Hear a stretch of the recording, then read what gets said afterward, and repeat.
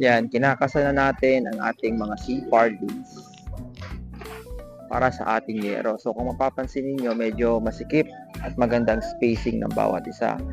0.6 ang spacing natin sa mga C-par lanes para siguradong maganda ang kapit niya. So pagdating naman dito, medyo magkakaroon tayo ng letter L shape sa likod dahil iiwasan natin tong water tank.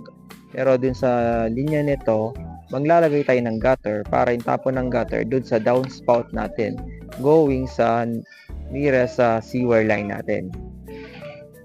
Naka-process na and by tomorrow lalagyan na yung pinaka fascia board natin na pagkakapitan naman ng ating flashing.